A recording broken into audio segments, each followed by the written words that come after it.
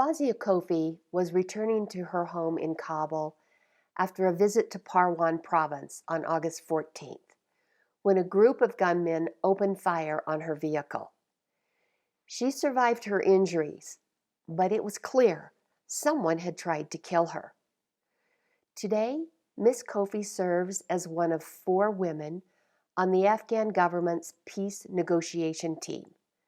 The failed attempt to take her life underscores the high stakes in these negotiations.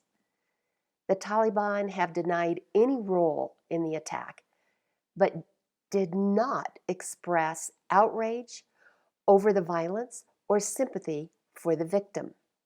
Whoever was behind the assassination attack, the message to silence Fawzia Kofi was indeed a message and an effort to silence women altogether. Miss Kofi knows what life under the Taliban is like. Her 2 daughters, do not know. Her goal as a peace negotiator is to make sure they avoid their mother's experience and that her daughters live life without war.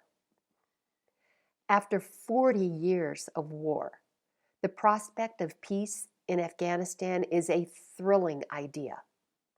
For women, it is also terrifying. What if their rights vanish under a government that is partially Taliban controlled? The progress women have made over the last decade and the change in public opinion about the role of women is significant.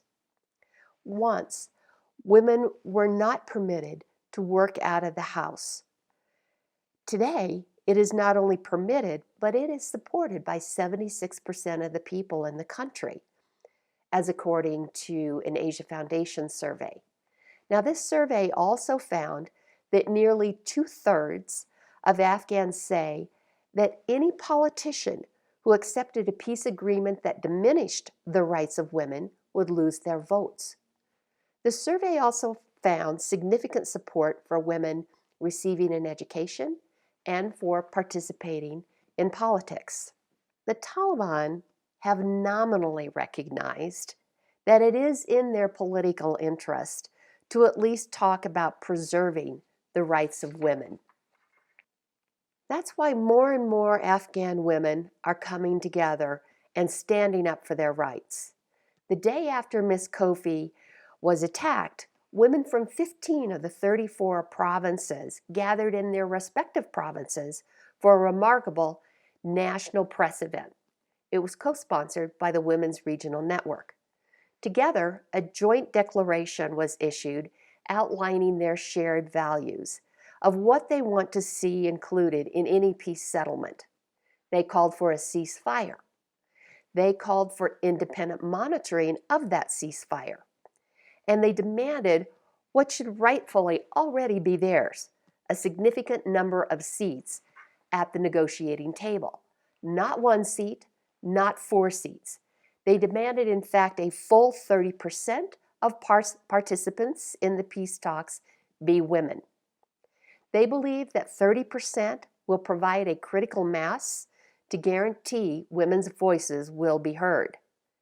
They believe a peace agreement must also include verifiable assurances that women not only maintain the gains they've fought so hard for over these last decades, but also achieve further gains through an inclusive, durable peace. As the Afghan ambassador to the USA stated, the future of women and of the nation are intertwined. Turning back the clock for Afghan women is a misguided attempt to break the cycle of violence in Afghanistan, and it would not lead to a true peace. There can be no retreat from the long struggle to achieve and maintain basic human rights for the women of Afghanistan. And it is a battle the international community must wage alongside Afghan women until the day those rights are assured.